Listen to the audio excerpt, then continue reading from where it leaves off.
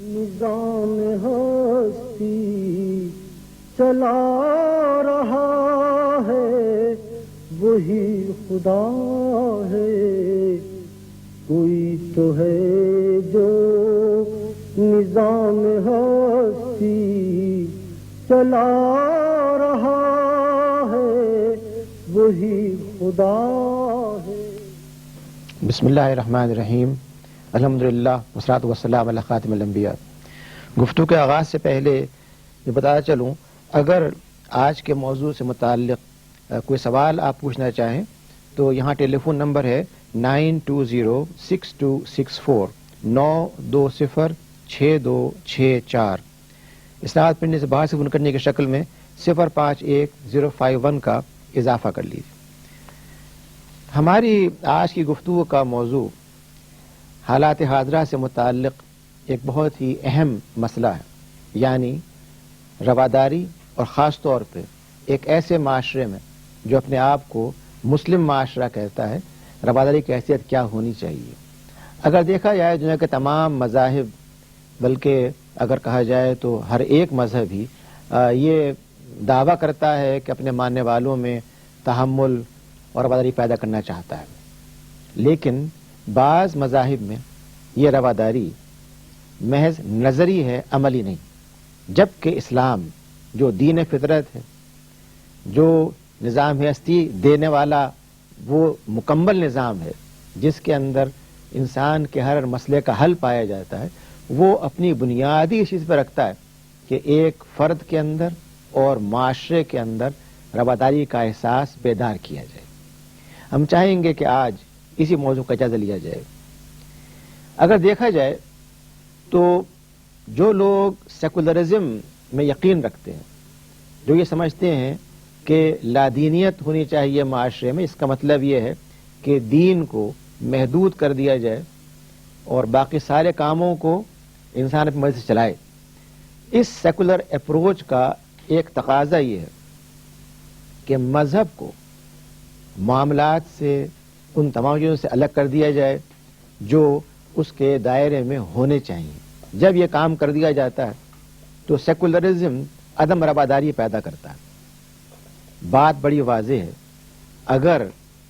ایک شخص اپنے مذہب کے بارے میں یہ سمجھے کہ اس کا تعلق محض اس کی عبادت کے ساتھ ہے، اور وہ جا کر کے ہر اتوار کو، ہر جمعے کو، یا کسی اور دن جو اس کے مذہب سے متعلق دن ہو، جا کے عبادت تو کر لے، لیکن جب وہ معاشرے میں آئے تو اس بات کے اثرات ظاہر نہ ہوں۔ اس نے جا کے مسجد میں، چرچ میں، مندر میں اس بات کا اعلان کیا کہ وہ جس ہستی کو بھی مانتا ہے اس کا اطاعت گزار بندہ ہے، لیکن جیسے ہی چرچ سے باہر آیا، مسجد سے باہر آیا، مندر سے باہر آیا، اور اس نے سیکولرزم کو اختیار کر لیا، یعنی خدا کو وہیں پہ چھوڑ دیا، تو پھر وہ معاشرے کے اندر فساد پیدا کرتا ہے اور یہ سمجھتا ہے کہ وہ اصل قوت ہے، وہ اصل فیصلہ کن فرد ہے، وہ جو کچھ چاہے گا وہ کرے گا۔ گویا دین کو اگر محدود کر دیا جائے اور اسے مذہب بنا دیا جائے، اور مذہب بھی وہ بنایا جائے جو محض انسان کی عبادات تک اس کو رہنمائی فراہم کرنے والا ہو، تو یہ عبادات تنہا اس کے طرز میں تبدیلی پیدا نہیں کر سکتی۔ یہی شکل پائی جاتی ہے، بہت سے حضرات یہ سمجھتے ہیں کہ مذہب دراصل چند قوانین کے مجموعے کا نام ہے۔ انہیں یہ فکر رہتی ہے کہ اگر کسی شخص نے کوئی معمولی سی غلطی کی ہے تو اس کو سخت سزا دے دی جائے۔ جب سزا دے دی گئی تو وہ سمجھتے ہیں کہ ان کا مذہب محفوظ ہو گیا، حالانکہ دین اسلام یہ بات سکھاتا ہے کہ محض سزائیں نہیں، بلکہ ان تمام ضروریات کو پورا کیا جائے، ان مسائل کا حل کیا جائے جو معاشرے میں خرابی پیدا کرنے والے ہیں۔ اگر ایک جانب کسی ملک کا ٹیلی ویژن، اخبارات، رسائل ہر لمحے فحاشی سکھائیں، طلباء اور طالبہ کے جذبات کو ابھاریں، ان کو مکس ڈانسز دکھائیں، تو اور اس کے بعد یہ سمجھیں کہ وہ بڑے اخلاق سے ایک دوسرے کے ساتھ پیش آئیں گے، احترام کریں گے، ایک دوسرے کے لیے جذبات رکھیں گے احترام کے، تو یہ چیز متضاد ایک تصور ہے کہ ایک جانب آپ اس کو ابھاریں برائی پر، پھر آپ کے برائی کرو بھی نہیں۔ اسلام یہ چاہتا ہے کہ برائی کے جڑ کو ختم کیا جائے اور معاشرے میں بجائے سیکولرزم کے وہ تصور نائش کیا جائے جو رواداری کا اور دین کے مجموعی طور پر نظام حیات ہونے کا ہے۔ چنانچہ قرآن کریم نے جگہ جگہ اس بات کی وضاحت کی ہے کہ اسلام دین کامل ہے، اور یہ کہا ہے کہ اس دین میں پورے کے پورے داخل ہو جاؤ، ادخلوا فی السلم کافہ۔ اس حوالے سے ہم دیکھتے ہیں کہ قرآن پاک نے ہماری رہنمائی کے لیے جو اصول پیش کیے ہیں، ان میں سے ایک اصول یہ ہے کہ جو آسودگی اور تنگی میں اپنا مال اللہ کی راہ میں خرچ کرتے ہیں اور غصے کو روکتے اور لوگوں کے قصور معاف کرتے ہیں، اور اللہ نیک عمل کرنے والوں کو دوست رکھتا ہے۔ یہ سورہ آل عمران کی آیت نمبر 134 ہے، جس میں یہ بات کہی گئی ہے کہ اہل ایمان جو اسلام میں یقین رکھتے ہیں، یہ وہ افراد ہیں جو آسودگی ہو یا تنگی ہو، مشکلات ہوں یا آسانیاں ہوں، ان سب کے اندر اپنے غصے پر قابو رکھتے ہیں، اللہ کی راہ میں خرچ کرتے ہیں، اور ان سے تعلق قائم کرتے ہیں جو اللہ کے دین کی خدمت کرنے والے ہوں، جو سچائی پر قائم ہوں۔ گویا دین ایک ایسے طرز عمل کا نام ہے جس میں مالی معاملات ہوں، سیاسی معاملات ہوں، گھر کے معاملات ہوں، ان سب کو جب تک اللہ تعالیٰ کی بندگی میں نہ لایا جائے رواداری پیدا نہیں ہو سکتی۔ رواداری کا مطلب ہی یہ ہے کہ آپ ان تمام شعبوں کے اندر متوازن رویہ اختیار کریں جو دین اسلام سکھاتا ہے۔ گویا دین اسلام کو اگر مکمل نظام حیات مانا جائے گا اور اس کو نیکی کے شعبے میں نافذ کیا جائے گا، وہ شعبہ زندگی تعلیم کا ہو، قانون کا ہو، سیاست کا ہو، معیشت کا ہو، ان تمام شعبوں میں جب دین کو نافذ کیا جائے گا تو رواداری اپنے آپ پیدا ہوگی۔ اگر ان سے آپ دین کو نکال لیں گے اور یہ کہیں گے کہ دین نہیں بلکہ یہ ایک مذہبی رسومات کا مجموعہ ہے جس میں ایک شخص مقررہ اوقات میں جا کر کے اپنے رب کے سامنے سر جھکا دے اور بعد میں آ کہیے گا کہ نہیں آپ میرا رب نہیں ہے، میرا رب تو میرا قبیلہ ہے، میری زبان ہے، میرا تعصب ہے، میری وہ عصبیت ہے جو مجھے علاقائیت سکھاتی ہے، تو جب یہ کیا جائے گا رواداری کیسے پیدا ہوگی؟ گویا رواداری اسی وقت پیدا ہو سکتی ہے جبکہ دین اسلام کو مکمل نظام حیات مانتے ہوئے معیشت کے اندر، سیاست میں اور خاندان میں نافذ کیا جائے۔ دین اسلام یہ چاہتا ہے کہ رواداری کے حوالے سے ایک شخص کی تربیت اس کے بچپن سے کی جائے۔ چنانچہ جب بچہ عقل کے قریب آتا ہے، ہوش سنبھالتا ہے، تو اسلام یہ سکھاتا ہے کہ وہ نہ صرف اپنی عبادت کا اہتمام کرے بلکہ وہ اپنے ہم عمر افراد کے ساتھ نرمی اور محبت سے پیش آئے، وہ ان سے گفتگو کرنے میں نرم رویہ اختیار کرے۔ چنانچہ ہم دیکھتے ہیں کہ رواداری کے نہ ہونے کا ایک بڑا سبب یہ ہوتا ہے کہ ہم زبان کے حوالے سے جب بے احتیاطیاں کرتے ہیں، ایک فرد کو بجائے نرمی سے، محبت سے مخاطب کرنے کے، ہم اس کے ساتھ سختی سے پیش آتے ہیں، کسی فرد کے بارے میں غلط بات پھیلا دیتے ہیں، کسی ایسی چیز کو جس کے بارے میں ہم کو علم نہیں ہے، علم نہ ہونے کے باوجود اصرار کرتے ہیں جو ہم کہہ رہے ہیں وہی درست ہے۔ گویا کسی ایسی چیز پہ اصرار کرنا جو آپ کی نگاہ میں درست نہ ہو، یہ آخر کار ایکسٹریمزم کو، تشدد کو، نفرت کو، جھگڑے کو پیدا کرتی ہے۔ اس کے مقابلے میں اگر ایک شخص اپنی رائے کو درست سمجھتے ہوئے دوسری کی رائے کا احترام کرے، اگر وہ یہ سمجھے کہ جو رائے وہ دے رہا ہے یا جو رائے وہ سن رہا ہے اس میں کہاں تک معقولیت پائی جاتی ہے، تو اس کا رویہ جذباتی نہیں ہوگا، غصے کا نہیں ہوگا، دوسری کو تکلیف پہنچانے کا نہیں ہوگا۔ یہ وجہ ہے کہ آیت شریفہ میں اس بات کو واضح کیا گیا ہے کہ ایک مومن اور ایک مسلم وہ ہے جس کی زبان سے، جس کے ہاتھ سے دوسرا مومن محفوظ ہو۔ اگر آپ زبان کی بے احتیاطی کریں گے، دوسرا فرد لازمی طور پہ چاہے گا کہ آپ کو جواب دے۔ خود قرآن کریم نے اس حوالے سے ایک بہت ہی قیمتی اصول یہ بیان فرمایا ہے۔ سورہ الشورى کے اندر فرمایا گیا، اور برائی کا بدلہ تو اسی طرح کی برائی ہے، مگر درگزر کرے اور معاملے کو درست کر دے تو اس کا اجر اللہ کے ذمے ہے۔ اس میں شک نہیں کہ وہ ظلم کرنے والوں کو پسند نہیں کرتا۔ یہ سورہ شورى کی آیت نمبر 40 ہے، جس میں یہ فرمایا گیا کہ گو یہ درست ہے کہ اگر کوئی شخص برائی کرتا ہے تو آپ بھی چاہیں گے برائی کرنا، لیکن اللہ تعالیٰ یہ چاہتے ہیں کہ ایک مسلمان اگر کوئی زیادتی بھی کرتا ہے ظلم بھی کرتا ہے، اس کے ساتھ وہ رویہ اختیار کرے جو عفو کا ہے، درگزر کا ہے، معاف کرنے کا ہے، وسیع القلبی کا ہے، کسی کی بات کو سننے کے بعد اس کے اچھے معنی پہنانے کا ہے۔ ہم عام طور پہ منفی ذہن کا شکار ہوتے ہیں اور کوئی بات بھی کوئی شخص کہتا ہے اس سے ایک نیگیٹو پہلو نکالتے ہیں۔ اسلام یہ چاہتا ہے کہ ایک مسلمان کی زندگی پازیٹو ہو، مثبت ہو، تعمیری ہو، وہ ہر چیز کے روشن پہلو کو دیکھے۔ جب آپ روشن پہلو کو دیکھیں گے تو آپ کو دوسرے کے بارے میں وہ تنگی، وہ تعصب، وہ شکایت نہیں ہوگی جو پیدا ہو جاتی ہے۔ گویا رواداری پیدا کرنے کے لیے پہلے ہمیں اپنے ذہن کو مثبت کرنا ہوگا، اس کے ساتھ ہی یہ کوشش کرنی ہوگی کہ ان تعصبات کو جو بعض اوقات مسلکی ہیں، بعض اوقات علاقائی ہیں، بعض اوقات لسانی ہیں، بعض اوقات معاشی ہیں، ان تمام تعصبات کو ذہن سے نکالتے ہوئے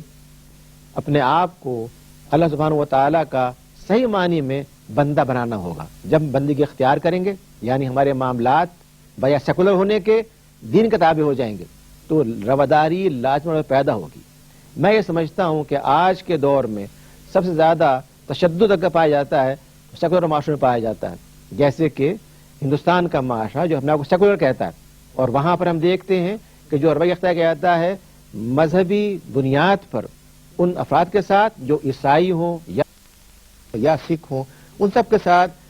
جو تشدد کیا جاتا ہے، وائلنس کیا جاتا ہے، وہ اس کے بالکل منافی ہے جو دعوے کیے جاتے ہیں ایک سیکولر معاشرے میں۔ گویا سیکولرزم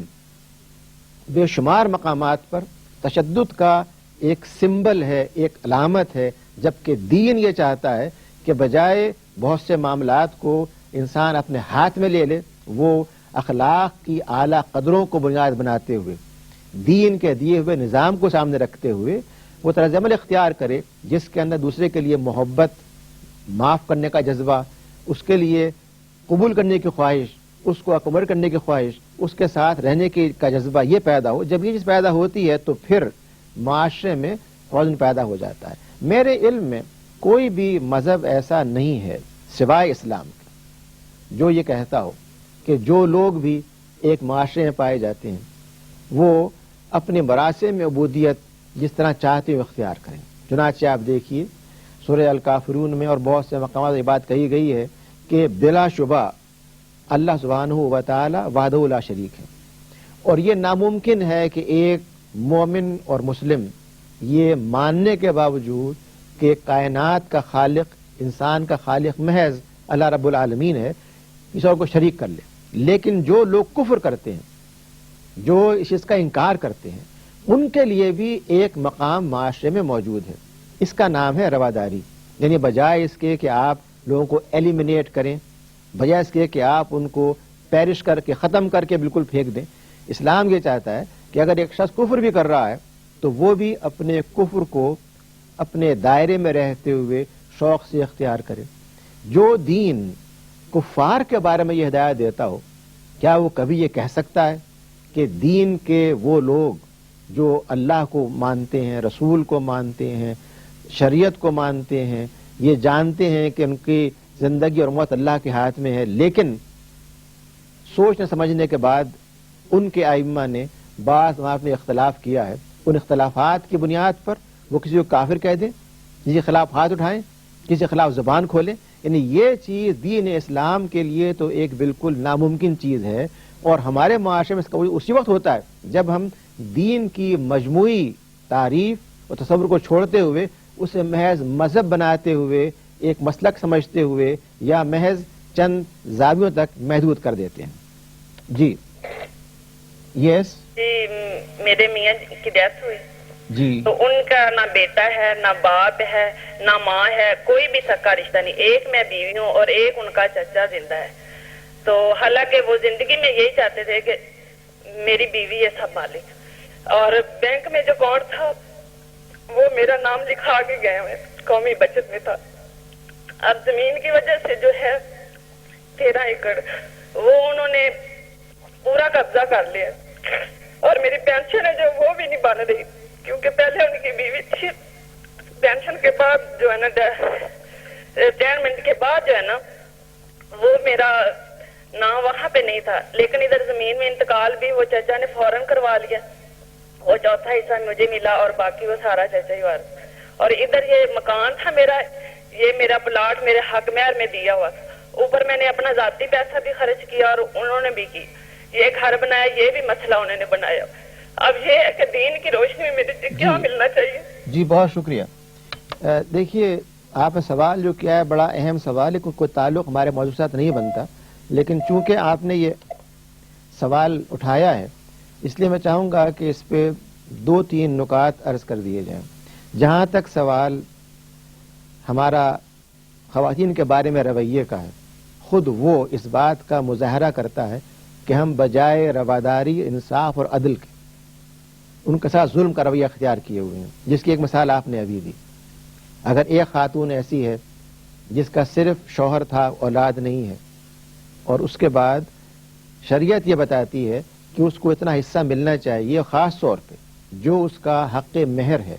اس کے بارے میں شریعت نے واضح کر دیا ہے کہ یہ اس کا اپنا حصہ ہے، اس پہ کسی کا حق نہیں ہو سکتا. اگر مکان حق مہر میں دیا گیا ہے اس کو تو یہ اس کا اپنا مکان ہے، اسے کوئی واپس نہیں لے سکتا. گویا ہمارے ہاں دین کو نہ جاننے کی بنا پر اور دین کو محض عبادات تک محدود کرنے کی بنا پر ہم یہ سمجھتے ہیں اگر نماز پڑھ لی اور ایک خاتون کے ساتھ اس کا حق ادا نہ کیا تو ہم نجات پا جائیں گے، جبکہ دین وہ رواداری سکھاتا ہے، وہ وسعت دیتا ہے جس کے اندر نماز پڑھنے کے ساتھ ساتھ یہ لازمی ہے کہ جن کے حقوق ہیں، جن کی ذمہ داریاں پوری کی جائیں. جب تک یہ نہیں کیا جائے گا اس وقت تک رواداری نہیں ہو سکتی. یہی وہ بات جو ہم آپ سے عرض کر رہے ہیں بار بار کہ دین یہ چاہتا ہے کہ اس کو محض چند خانوں میں محدود نہ کر دیا جائے، بلکہ ان خانوں سے نکال کر کے زندگی کے سارے معاملات اس کے تحت لائے جائیں. جب یہ کیا جائے گا تو لازمی طور پہ جو شکایت آپ کو پیدا ہو رہی ہے وہ پیدا نہیں ہو سکتی. میں گزارش یہ کر رہا تھا کہ ہمارے معاشرے میں جو زیادتیاں پائی جاتی ہیں، جن میں سے ایک کی مثال ابھی سوال سے ہمارے سامنے آئی ہے، یعنی خواتین کے حوالے سے ان کے حقوق کی پامالی، ایسے ہی معاشرے میں بہت سے ایسے افراد ہیں جو مفلوق الحال ہیں، غریب ہیں، بہت سے ایسے افراد ہیں جو مریض ہیں. ان کے حوالے سے بھی دین یہ سکھاتا ہے، اس کی رواداری کا مطالبہ یہ ہے کہ ان کے مسائل کا حل کرنے کے لیے معاشرہ اور حکومت اور افراد مل کر کے ایک ایسا رویہ اختیار کریں جس میں ان کی فلاح، ان کی بھلائی اور ان کے لیے ایک ایسی اچھائی پیدا ہو جس کے بعد وہ یہ سمجھیں کہ واقعی ہم ایک امت مسلمہ کا حصہ ہیں. اس چیز کو قرآن پاک نے بار بار یوں کہا ہے کہ مسلمان دراصل ایک ایسی اخوت ہے، ایک ایسا بھائی چارہ ہے، ایک ایسی جماعت ہے جس کے اندر ایک بھائی دوسرے بھائی کے لیے ڈھال ہے، وہ اس کا دفاع کرتا ہے، وہ اس کے اوپر نہ ہاتھ اٹھاتا ہے نہ زبان سے اس کو برا بھلا کہتا ہے، بلکہ وہ اس کی غیر موجودگی میں بھی یہ چاہتا ہے کہ اس کے بارے میں کوئی بری بات نہ کی جائے. اگر وہ ایسی بات سنتا ہے تو سنانے والے کو روک دیتا ہے کہ میں نہیں چاہتا کہ آپ ایسی بات کریں جس سے کہ ہمارے بھائی کو تکلیف پہنچ سکتی ہے. اس جو قرآن پاک نے سورہ الحجرات میں یوں کہا ہے کہ اگر تمہارے کسی بھائی کے بارے میں تمہارے سامنے برائی کی جاتی ہے، غیبت کی جاتی ہے، تو یہ ایسے ہی ہے کہ ایک مردہ بھائی کے گوشت کو نوچ نوچ کے کھائے، جو کوئی انسان نہیں کر سکتا. گویا دین اسلام یہ چاہتا ہے کہ ہمارے ایٹیٹیوڈز کو، ہمارے رویے کو، ہمارے طرز عمل کو اندر تبدیل کرے اور ہمارے اندر ایک یہ احساس پیدا ہو کہ ہم بحیثیت ایک مسلمان کے اس معاشرے کے ان افراد کے لیے جواب دیں جو ہمارے ارد گرد پائے جاتے ہیں. ان کے بارے میں اگر ہم کوئی غلط بات کہتے ہیں، ان کے ساتھ غلط رویہ اختیار کرتے ہیں تو ہماری گرفت یہاں پر بھی ہے، وہاں پر بھی ہے. گویا جس موضوع کی گفتگو ہم آج کر رہے ہیں رواداری کے حوالے سے، اس میں ہم دیکھتے ہیں کہ اللہ تعالیٰ نے مختلف مقامات پہ ہمیں یہ تعلیم دی ہے کہ عفو درگزر اور بھائی چارے کو اختیار کیا جائے اور بدگمانی سے، بد زبانی سے، غصے سے، عصبیت جاہلیہ سے، بدلہ لینے کی خواہش سے، اس سے اپنے آپ کو بچاتے ہوئے ایک ایسی عمارت کی شکل اختیار کر لی جائے جس کی ہر اینٹ جڑی ہوئی ہو. چنانچہ ہم دیکھتے ہیں ایک حدیث میں یہ بات فرمائی گئی ہے کہ مسلمان کے لیے عمارت کی طرح ہے جس کا ایک حصہ دوسرے حصے کو قوت پہنچاتا ہے. اور پھر آپ نے اپنی انگلیوں کو ڈال کر یہ بات ظاہر کی، جس طرح انگلیاں جڑ جاتی ہیں ایک دو کے مل کر کے، اس طرح سے آپ نے بتایا کہ وہ اس طرح سے جڑے ہوئے ہونے چاہیے. جب یہ شکل اختیار کی جائے گی تو لازمی طور پہ وہ رواداری پیدا ہوگی, وہ توازن پیدا ہوگا جس میں ہم اس کے سپورٹ بنے, ایک دوسرے کے خلاف سفارانہ ہوں. جی یس ہلو جی فرمائیے. ہلو جی جی فرمائیے. جی ڈاکٹر صاحب, میں عمران اختر لاہور سے بات کر رہا ہوں. جی میں آپ کے سوال کے آپ کے موضوع کے لحاظ سے بات پوچھنا چاہتا. آپ نے کہا کہ انسان کو رواداری, عفو اور درگزر سے کام لینا چاہیے, جی مگر انسان کو کس حد تک اگر کوئی ایک شخص زیادتیوں پہ زیادتیاں کرتا جائے, جھوٹ اور بہتان بازی سے کام لے, اور اس کے باوجود انسان اس کو, اگر کوئی انسان اس کو ہر طرح سے اس کا دل جوئی کرے, خیال رکھے, اس کے یاد حقوق پورے کرے, چاہے یہ ایک شوہر اور بیوی کا معاملہ ہو, اس کو کس حد تک بندہ عفو اور درگزر سے کام لے سکتا ہے, اسے معاف کیا جا سکتا ہے؟ جی بہت شکریہ. دیکھیے قرآن پاک نے جہاں کہیں بھی مثبت تعلیمات دیتے ہوئے ہمیں بتایا ہے کہ آپ ایک اچھا کام کتنا کریں, وہاں پر ایک لفظ استعمال کیا ہے اور وہ ہے عف. قل العف, یعنی لوگ پوچھتے ہیں کہ ہم کتنا اللہ کے راہ میں دیں, یعنی جتنا ممکن ہو. اس سے معلوم یہ ہوا کہ بجائے ایک لمٹ طے کر دینے کے کہ آپ اگر ایک شخص نے 5 دفعہ آپ کے ساتھ زیادتی کی ہے تو اس کے بعد آپ لازماً غصے میں آ جائیں, بجائے یہ کہنے کہ اسلام یہ کہتا ہے کہ جہاں تک آپ کے لیے ممکن ہے ہر قدم پر مخالفت سننے کے باوجود تحمل کا مظاہرہ کرنا. چنانچہ ہم دیکھتے ہیں کہ ایک موقع پر رسول اللہ والسلام کی موجودگی میں ایک شخص حضرت ابوبکر کو سخت زبان میں کچھ بات کہتا ہے, اور وہ جب تک وہ بات کہتا ہے حضرت ابوبکر اس کی بات سنتے ہیں اور آپ مسکراتے رہتے ہیں, اور جب حضرت ابوبکر جواب دیتے ہیں آپ کا جگہ رنگ متغیر ہو جاتا ہے. وہ کہتے ہیں کہ یہ کیا بات. آپ فرماتے ہیں کہ جب تم اس کی بات سن رہے تھے اور جواب نہیں دے رہے تھے تو اللہ کے فرشتے جواب دے رہے تھے اس کی بات کا. یعنی یہ جذبہ اور یہ خواہش پیدا کرنا کہ اگر آپ صبر کر رہے ہیں, تحمل کا مظاہرہ کر رہے ہیں, تو آپ کی تحمل ضائع نہیں جا رہا, بلکہ اللہ کے فرشتے آپ کی جانب سے اس شخص کا جواب خود دیں گے, چاہے آپ کو وہ محسوس نہ ہو, نظر نہ آئے. اسلام یہ چاہتا ہے کہ رواداری کے جذبے کو اس حد تک ابھارا جائے کہ جو شخص زیادتی کرنے والا ہے وہ خود اپنے آپ کو مجرم محسوس کرے, اس کا ضمیر, اس کا کانشنس, اس کا اپنا احساس اندرونی اس کو اس بات پر ابھارے کہ میں کتنی زیادتی کر رہا ہوں, اور آخر کار وہ بھی اصلاح پر آمادہ ہو. دین لازماً یہ اجازت دیتا ہے کہ جس تک آپ کو تکلیف پہنچائی گئی ہے وہ تکلیف آپ پہنچا سکتے ہیں, لیکن اگر وہ نہ پہنچائی جائے تو پھر اصلاح کا عمل شروع ہو جاتا ہے. اگر وہ پہنچا دی جائے تو محض ایک قانونی مساوات ہو جاتی ہے کہ آپ نے جو کام کسی نے آپ کے ساتھ کیا وہ آپ نے کر لیا. اس حوالے سے بھی یہ بات واضح ہونی چاہیے کہ خود اگر کوئی برائی کر رہا ہے اس کا جواب برائی نہیں ہے. یہ قرآن پاک نے اصول پیش کیا ہے کہ برائیوں کو اچھائیوں سے مٹائیے. اگر ایک شخص نے آپ کے ساتھ بلند آواز کے ساتھ کوئی زیادتی کی, برے الفاظ استعمال کیے, آپ نے وہ الفاظ استعمال کر لیے, تو اس میں آپ میں کیا فرق ہوا؟ ایک غلطی کو دور نہیں کر سکتی. غلطی کی اصلاح اسی وقت ہو سکتی ہے جب کہ ہم اس غلطی کے ہونے کے باوجود یہ چاہیں کہ ہمارے طرز عمل سے اچھائی کا اظہار ہو, رواداری کا اظہار ہو, عفو کا اظہار, درگزر کا اظہار ہو, اور اسی وقت ہم وہ معاشرہ پیدا کر سکتے ہیں جس کے اندر ایک دوسرے کے لیے محبت اور اخوت پائی جائے. گویا آج گفتگو سے یہ بات واضح ہو جاتی ہے کہ ہمارے قومی مسائل میں سے جو ایک مسئلہ رواداری کا ہے, اس میں جب تک ہم دین کے مکمل تعلیمات کو اختیار نہیں کریں گے اس وقت تک رواداری پیدا نہیں ہو سکتی. رواداری سیکولر معاشرے میں نہیں پائی جاتی, بلکہ صرف اور صرف ان معاشرے میں پائی جاتی ہے جہاں پر دین کو مکمل طور پہ نافذ کیا جائے اور ہر معاملے میں دین کی تعلیمات پر عمل کیا جائے. بہت شکریہ. اس آج کی گفتگو کے بارے میں کوئی چیز اگر آپ تحریری بھیج رہے ہیں سوال کی شکل میں, تو اس کے لیے